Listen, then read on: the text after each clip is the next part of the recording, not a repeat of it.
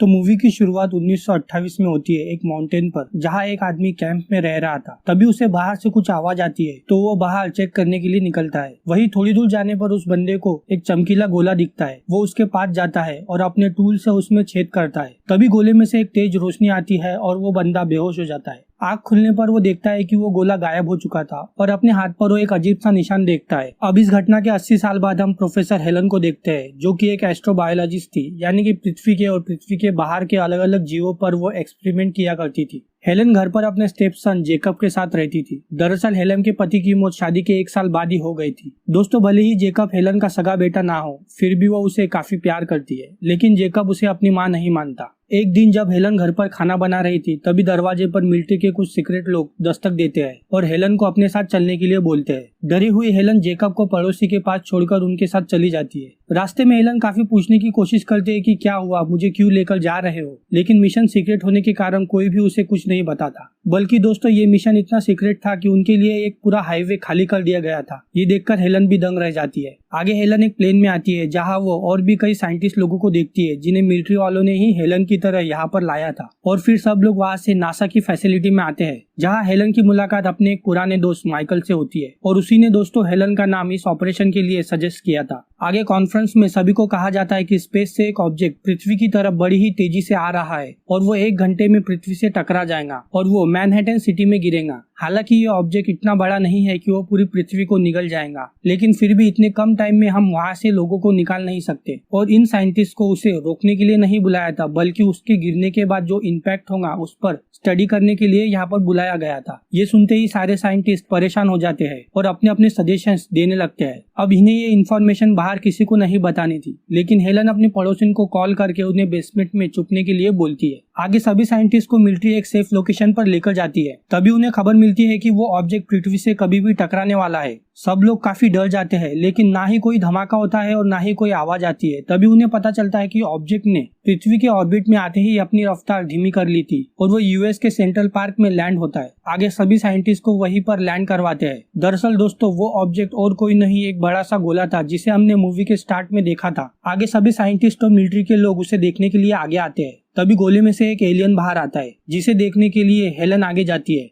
वो एलियन से हाथ मिलाने ही वाली थी कि तभी मिलिट्री का एक डरा हुआ सोल्जर उसे गोली मार देता है, जिसके कारण वो एलियन नीचे गिर जाता है और हेलिना उसे संभालती है। अब उस एलियन को गोली लगने के कारण गोले में से एक बड़ा सा विशाल जायंट रोबोट बाहर आता है और वो एक high frequency electronic beam emit करता है, जिसके चलते इंसानों की सारी इलेक्ट्रॉनिक इक्विपमेंट्स बंद हो जाती है। दोस्तों, मूवी में इस रोबोट को गॉड कहा गया है। गॉड एक जेनेटिकली एडवांस रोबोट है और वो इतना पावरफुल होता है कि वो चुटकियों में पृथ्वी को नष्ट कर सकता है। आगे गॉड गुस्से से आगे बढ़ता है, लेकिन तभी वो एलियन उसे एलियन लैंग्वेज में कुछ बोलता है, जिसे सुनते ही गॉड स्टेबल हो जाता है। दोस्तों, यहाँ पर गॉड का एक ही पर्पस होता है, उस एलियन की रक्षा करना, और वो वायलेंस देखकर हमला करता है। आगे जिस एलियन को गोली लगी थी, मिलिट्री वाले उसे हॉस्पिटल लेकर आते हैं, जहाँ उसकी सर्जरी करके गोली निकाली जाती है। लेकिन हैरानी की बात यह थी कि वो एलियन एक बायो इंजीनियर सूट में था और वो सूट उसकी अर्थ के एनवायरनमेंट से रक्षा कर रहा था। और सर्जरी के बाद उस सूट के टुकड़े हो जाते हैं और वो पूरा निकल जाता है और उसके अंदर से एक इंसान रूपी एलियन बाहर निकलता है। दोस्तों, यहाँ पर हेलन का मानना था कि एलियन को पृथ्वी पर जिंदा रहने के लिए इंसान के रूप में ही जन्म लेना जरूरी था। एलियन कुछ साल पहले पृथ्वी पर आए होंगे इंसान का डीएनए कलेक्ट करने के लिए। दोस्तों, ये एलियन कुछ ही घंटों में खुद को ग्रो कर लेता है और वो बिल्कुल उसी इंसान की तरह दिख रहा था जिसे हमने मूवी के स्टार्ट में देखा था। आगे हेलन उसे इंग्लिश में बात करने की कोशिश करती है और उसे भी इंग्लिश आती है। आगे वो अपना नाम कार्टो बताता है और कहता है कि वो यहाँ पर पृथ्वी को बचाने आया है। तभी वहाँ पर रेजिना आती है, जो कि यूएस की डिफेंस सेक्रेटरी थी। उसे ये एलियन एक खतरे की घंटी लग रहा था, क्योंकि उसने पृथ्वी पर आते ही यूएस के सारे सैटेलाइट्स और मिसाइल्स को नाकामयाब कर दिया था और अब रेजिना उसे इंटरोगेशन के लिए भेजती है। दोस्तों, यहाँ पर कार्टो को वर्ल्ड के लीडर से मिलना था, लेकिन रेजिना ऐसा कुछ नहीं करती, तो कार्टो अपनी पावर्स की मदद से वहाँ से भाग जाता है। वहीं दूसरी तरफ सारी दुनिया में वैसे ही चमकीले गोले आते हैं,